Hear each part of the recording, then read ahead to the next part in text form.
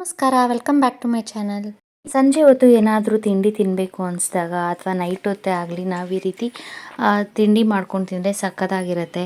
ಬೆಳಗ್ಗೆ ಹೊತ್ತು ಮಕ್ಕಳಿಗೆ ಬಾಕ್ಸಿಗೂ ಸಹ ನಾವು ಈ ರೀತಿ ಮಾಡಿಕೊಡ್ಬೋದು ರೋಲ್ಗಳನ್ನ. ಇದಕ್ಕೆ ನಾನಿಲ್ಲಿ ಟೊಮ್ಯಾಟೊ, ಈರುಳ್ಳಿ ಮತ್ತು ಒಂದು ಕ್ಯಾಪ್ಸಿಕಮ್ನ ಕಟ್ ಮಾಡಿ ಇಟ್ಕೊಂಡಿದ್ದೀನಿ. ಕಟ್ ಮಾಡಿ ಇಟ್ಕೊಂಡು ನಾನು ಸ್ಟವ್ ಹಚ್ಚಿ ಒಂದು ಬಾಣಲಿ ಇಟ್ಕೊಂಡು ಅದಕ್ಕೆ ಒಂದು ಸ್ವಲ್ಪ ಎಣ್ಣೆ, ಸಾಸಿವೆ ಮತ್ತು ಹಸಿ ಕರಿಬೇವಿನ ಸೊಪ್ಪು ಹಾಕಿ ಒಗ್ಗರಣೆ ಹಾಕ್ಕೊಂಡು ಹೀಗೆ ನಾನಿಲ್ಲಿ ಉದ್ದುದ್ದು ಕಟ್ ಮಾಡ್ಕೊಂಡಿರೋ ಈರುಳ್ಳಿ ಮತ್ತು ಕ್ಯಾಪ್ಸಿಕಮ್ನ ಹಾಕಿ ಒಂದು ಸ್ವಲ್ಪ ಹೊತ್ತು ಫ್ರೈ ಮಾಡ್ಕೊತಾ ಇದ್ದೀನಿ. ಈರುಳ್ಳಿ ಕ್ಯಾಪ್ಸಿಕಮ್ಮು ತುಂಬ ಫ್ರೈ ಆಗೋದು ಬೇಡ, ನಾವು ಸ್ವಲ್ಪ ಕ್ರಂಚಿಯಾಗಿ ಫ್ರೈ ಮಾಡಿಕೊಂಡ್ರೆ ಸಾಕು. ತುಂಬ ಅದು ಓವರ್ ಕುಕ್ ಆಗಿಬಿಟ್ರೆ ತಿನ್ನುವಾಗ ಚೆನ್ನಾಗಿರಲ್ಲ. ಸ್ವಲ್ಪ ಕ್ರಂಚಿ ಆಗಿದ್ರೆ ಟೇಸ್ಟು ತುಂಬ ರುಚಿಯಾಗಿರುತ್ತೆ. ಸಂಜೆ ಹೊತ್ತು ಏನಾದರೂ ಮಕ್ಕಳು ತಿಂಡಿ ಬೇಕು ಅಂತ ಹಠ ಮಾಡಿದಾಗ ಈ ರೀತಿ ಚಪಾತಿ ಹಿಟ್ಟಿದ್ದಾಗ ನಾವು ಈ ರೀತಿ ರೋಲ್ ಮಾಡಿಕೊಟ್ರೆ ಅವರು ಸಹ ಇಷ್ಟಪಟ್ಟು ತಿಂತಾರೆ. ತುಂಬ ರುಚಿಯಾಗಿರುತ್ತೆ. ದೊಡ್ಡವರು ಸಹ ತಿನ್ಬೋದು, ಚಿಕ್ಕ ಮಕ್ಕಳಿಂದ ದೊಡ್ಡವ್ರಿಗೂ ಎಲ್ಲರೂ ರೋಲ್ಗಳನ್ನ ಇಷ್ಟಪಟ್ಟೆ ತಿಂತಾರೆ. ನಾವು ಪರೋಟನಲ್ಲಿ ರೋಲ್ ಮಾಡ್ಕೊಂಡು ತಿನ್ನೋದಕ್ಕಿಂತ ಹೆಲ್ತಿಯಾಗಿ ಈ ರೀತಿ ಚಪಾತಿ ಹಿಟ್ಟಿಂದ ರೋಲ್ ಮಾಡ್ಕೊಂಡು ತಿನ್ಬೋದು. ಇದಕ್ಕೆ ನಾನಿಲ್ಲಿ ಈಗ ಉಪ್ಪು ಹಾಕ್ಕೊಂಡಿದ್ದೀನಿ. ಉಪ್ಪು ಹಾಕಿ ನಾವು ಕಟ್ ಮಾಡಿ ಇಟ್ಕೊಂಡಿರೋ ಟೊಮ್ಯಾಟೋನು ಸಹ ಹಾಕಿ ನಾನಿಲ್ಲಿ ಸ್ವಲ್ಪ ಹೊತ್ತು ಫ್ರೈ ಮಾಡ್ಕೊತಾ ಇದ್ದೀನಿ. ಈ ರೀತಿ ಈರುಳ್ಳಿ, ಕ್ಯಾಪ್ಸಿಕಮ್ಮು, ಟೊಮೆಟೊ ಫ್ರೈ ಮಾಡ್ಕೊಂಡಾದ್ಮೇಲೆ ಇದಕ್ಕೆ ನಾನು ರುಚಿಗೆ ತಕ್ಕಷ್ಟು ಖಾರದ ಪುಡಿ ಹಾಕ್ಕೋತಾ ಇದ್ದೀನಿ. ನಾನಿಲ್ಲಿ ಖಾರಕ್ಕೆ ಅಂತ 1.5 ಸ್ಪೂನಷ್ಟು ಖಾರದ ಪುಡಿ ಹಾಕ್ಕೋತಾ ಇದ್ದೀನಿ. ನಾವು ಬೇಕು ಅಂದರೆ ಲಾಸ್ಟಲ್ಲಿ ಇದಕ್ಕೆ ಪೆಪ್ಪರ್ ಪೌಡರ್ ಸಹ ಹಾಕ್ಕೋಬೋದು. ಟೇಸ್ಟ್ ತುಂಬ ರುಚಿಯಾಗಿರುತ್ತೆ. ಖಾರದ ಪುಡಿ ಹಾಕಾದ್ಮೇಲೆ ನಾನಿಲ್ಲಿ ಒಂದು ಚಿಟಿಕೆ ಅರಿಶಿನ ಪುಡಿ ಹಾಕ್ಕೊಂಡಿದ್ದೀನಿ. ಅರಿಶಿನ ಪುಡಿ ಹಾಕ್ಕೊಂಡು ಒಂದು ಸ್ವಲ್ಪ ಗರಂ ಮಸಾಲ ಅಥವಾ ಚಾಟ್ ಮಸಾಲ ಇದ್ದರೆ ಚಾಟ್ ಮಸಾಲ ಸಹ ಹಾಕ್ಕೋಬೋದು. ಹಾಕಿ ಮಿಕ್ಸ್ ಮಾಡಿಕೊಂಡು ತರಕಾರಿ ಜೊತೆ ಪನ್ನೀರ್ ಇದ್ದರೆ ಪನ್ನೀರನ್ನು ಸಹ ನಾವು ಫ್ರೈ ಮಾಡಿ ಹಾಕ್ಕೊಂಡ್ರೆ ಇನ್ನೂ ಟೇಸ್ಟು ತುಂಬ ರುಚಿಯಾಗಿರುತ್ತೆ ರೋಲು. ಈಗ ನೋಡಿ ತರಕಾರಿ ಎಲ್ಲ ಕ್ರಂಚಿಯಾಗಿ ಫ್ರೈ ಮಾಡ್ಕೊಂಡಿದ್ದಾಗಿದೆ. ಲಾಸ್ಟಲ್ಲಿ ನಾನಿಲ್ಲಿ ಒಂದು ಸ್ವಲ್ಪ ಕೊತ್ತಂಬರಿ ಸೊಪ್ಪು ತೊಳೆದು ಕಟ್ ಮಾಡಿ ಹಾಕ್ಕೋತಾ ಇದ್ದೀನಿ. ಕೊತ್ತಂಬರಿ ಸೊಪ್ಪೆಲ್ಲ ಹಾಕಿ ನಾವು ಮಿಕ್ಸ್ ಮಾಡ್ಕೊಂಡಾದ್ಮೇಲೆ ನಾವು ರೋಲಲ್ಗೆ ಗೊಜ್ಜು ರೆಡಿ ಆಗಿದೆ. ಇದನ್ನು ಸೈಡ್ಗೆ ಇಟ್ಕೊಂಡು ನಾನಿಲ್ಲಿ ಚಪಾತಿ ತೀಡ್ಕೋತಾ ಇದ್ದೀನಿ. ನಾವು ಚಪಾತಿ ಆದರೂ ಮಾಡ್ಕೋಬೋದು ಇದಕ್ಕೆ, ಇಲ್ಲಾಂದರೆ ಪರೋಟ ಇದ್ದರೆ ಪರೋಟನಾದರೂ ಮಾಡಿಕೊಂಡು ನಾವು ರೋಲ್ ಮಾಡ್ಕೋಬೋದು.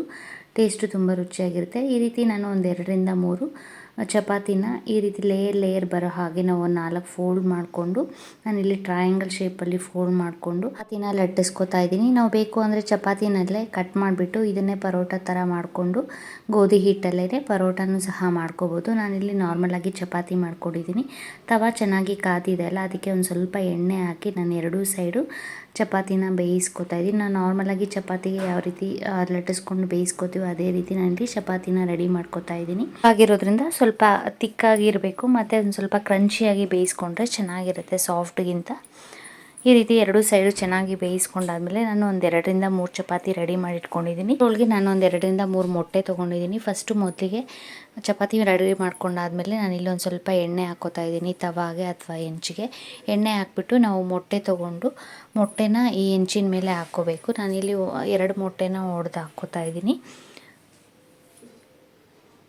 ನಾನಿಲ್ಲಿ ಕಾಟಿ ರೋಲ್ ಮಾಡ್ತಾಯಿದ್ದೀನಿ. ಚಪಾತಿ ಹಿಟ್ಟಲ್ಲಿ ಚಪಾತಿ ಕಾಟಿ ರೋಲ್ ಮಾಡ್ತಾಯಿದ್ದೀನಿ. ಪರೋಟ ಬಳಸೋದಕ್ಕಿಂತ ಚಪಾತಿ ಹೆಲ್ತಿ ಅಂತ ಮನೆಯಲ್ಲೇ ಈ ರೀತಿ ನಾವು ಕಾಟಿ ರೋಲ್ನ ರೆಡಿ ಮಾಡ್ಕೋಬೋದು. ಅಂಗಡಿನಲ್ಲಿ ತೊಗೊಂಬಂದು ತಿನ್ನೋದಕ್ಕಿಂತ ಈ ರೀತಿ ನಾವು ಮನೆಯಲ್ಲೇ ಮಾಡ್ಕೊಂಡು ತಿಂದರೆ ಹೆಲ್ತಿಯಾಗೂ ಇರುತ್ತೆ. ಮಕ್ಕಳು ಸಹ ಇಷ್ಟಪಡ್ತಾರೆ, ದೊಡ್ಡವರು ಸಹ ತಿನ್ಬೋದು. ಅಷ್ಟು ತುಂಬ ರುಚಿಯಾಗಿರುತ್ತೆ.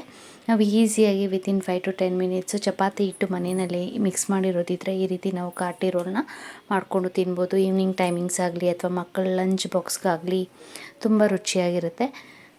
ಸೊ ನೋಡಿ, ಮೊಟ್ಟೆನ ಈ ರೀತಿ ಹೆಂಚಿನ ಮೇಲೆ ಒಡೆದಾದ್ಮೇಲೆ ನಾವು ಮಾಡಿಟ್ಕೊಂಡಿರೋ ಚಪಾತಿನ ಅದ್ರ ಮೇಲೆ ಈ ರೀತಿ ಹಾಕಿ ಪ್ರೆಸ್ ಮಾಡಿಕೊಂಡು ಒಂದು 2 ನಿಮಿಷ ಬೇಯಿಸ್ಕೊಂಡ್ರೆ ಇದು ರೆಡಿ ಆಗುತ್ತೆ. ಈಗ ಚಪಾತಿ ನೋಡಿ ಬೆಂದಿದೆ.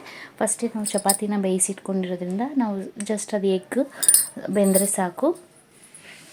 ಈಗ ನೋಡಿ ಇನ್ನೊಂದು ರೆಡಿ ಮಾಡ್ಕೊತಾ ಇದ್ದೀನಿ. ಇದೇ ರೀತಿ ನಾನು ಒಂದು 2 ಮೊಟ್ಟೆ ಒಡೆದಾದ್ಮೇಲೆ ನಾವು ಮಾಡಿಟ್ಕೊಂಡಿರೋ ಚಪಾತಿನ ಇದ್ರ ಮೇಲೆ ಹಾಕಿ ಈ ರೀತಿ ಪ್ರೆಸ್ ಮಾಡಿಬಿಟ್ಟು ಒಂದು 2 ನಿಮಿಷ ಹಾಗೆ ಬಿಟ್ಬಿಟ್ರೆ ಅದು ಮೊಟ್ಟೆ ಬೆಂದ್ಬಿಡುತ್ತೆ.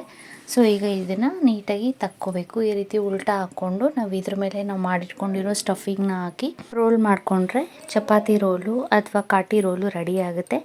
ಇದು ಎಗ್ ರೋಲ್ ಮಾಡ್ಕೋತಾ ಇದ್ದೀನಿ ನಾನೀಗ. ಈಗ ನೋಡಿ, ನಾವು ಈ ರೀತಿ ಚಪಾತಿನ ರೆಡಿ ಮಾಡ್ಕೊಂಡಾದ್ಮೇಲೆ ಇದಕ್ಕೆ ನಾವು ಮಾಡಿಟ್ಕೊಂಡಿರೋ ಸ್ಟಫಿಂಗ್ನ ಫಿಲ್ ಮಾಡ್ಕೋಬೇಕು. ನಾವು ಸ್ಟಫಿಂಗ್ನ ಈ ರೀತಿ ಫ್ರೈ ಮಾಡ್ಕೊಂಡಾದರೂ ಹಾಕ್ಕೋಬೋದು. ಇಷ್ಟಪಡದೇ ಇರೋರು ಹಸಿ ಕ್ಯಾಪ್ಸಿಕಮ್ಮು ಮತ್ತು ಹಸಿ ಈರುಳ್ಳಿನ ಇಟ್ಕೊಂಡು ಹಾಗೇನೂ ಸಹ ತಿನ್ಬೋದು.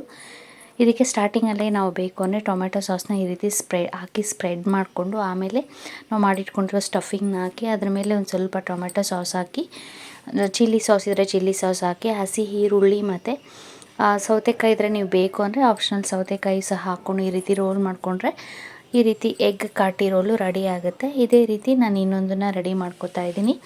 ಟೊಮೆಟೊ ಸಾಸ್ ಜಾಸ್ತಿ ಬೇಕು ಅನ್ನೋರು ಫಸ್ಟೇ ಒಂದು ಸ್ವಲ್ಪ ಟೊಮೆಟೊ ಸಾಸು, ಮಯೋನೀಸ್ ಇದ್ದರೆ ಮಯೋನೀಸ್ ಕೂಡ ಹಾಕ್ಕೋಬೋದು. ಸ್ಪ್ರೆಡ್ ಮಾಡಿಕೊಂಡು ಸ್ಟಫಿಂಗ್ನ ಹಾಕಿ ಅದ್ರ ಮೇಲೆ ಒಂದು ಸ್ವಲ್ಪ ಟೊಮೆಟೊ ಸಾಸು ಮತ್ತು ಹಸಿ ಈರುಳ್ಳಿ ಹಾಕ್ಕೊಳೋದ್ರಿಂದ ಟೇಸ್ಟ್ ತುಂಬ ರುಚಿಯಾಗಿರುತ್ತೆ. ಈರುಳ್ಳಿ ಹಾಕಿ ರೋಲ್ ಮಾಡಿಕೊಂಡ್ರೆ ಎಗ್ ಕಾಟಿ ರೋಲ್ ರೆಡಿ ಆಗುತ್ತೆ. ಇದೇ ರೀತಿ ಎಗ್ ಬೇಡ ಅನ್ನೋರು ಪನ್ನೀರ್ ಇಟ್ಬಿಟ್ಟು ನಾವು ರೋಲ್ ಮಾಡಿಕೊಂಡ್ರೆ ಕಾಟಿ ರೋಲು ಸಖತ್ ಟೇಸ್ಟಿಯಾಗಿರುತ್ತೆ. ಸೊ ಈ ರೀತಿ ನಾವು ಸ್ನ್ಯಾಕ್ಸ್ನ ರೆಡಿ ಮಾಡ್ಕೋಬೋದು. ಈ ವಿಡಿಯೋ ನಿಮಗೆಲ್ಲರಿಗೂ ಇಷ್ಟ ಆದರೆ ಪ್ಲೀಸ್ ಲೈಕ್ ಮಾಡಿ, ಶೇರ್ ಮಾಡಿ ಮತ್ತು ಸಬ್ಸ್ಕ್ರೈಬ್ ಮಾಡಿ. ಕಮೆಂಟ್ ಮಾಡಿ ಹೇಗಿದೆ ಅಂತ ತಿಳಿಸಿ ಫ್ರೆಂಡ್ಸ್. ಪ್ಲೀಸ್ ಸಬ್ಸ್ಕ್ರೈಬ್ ಮಾಡಿ. ಸಬ್ಸ್ಕ್ರೈಬ್ ಮಾಡೋದಕ್ಕೆ ಯಾವುದೇ ದುಡ್ಡು ಕಾಸು ಏನು ಕೊಡೋಷ್ಟೇ ಇಲ್ಲ. Thank you.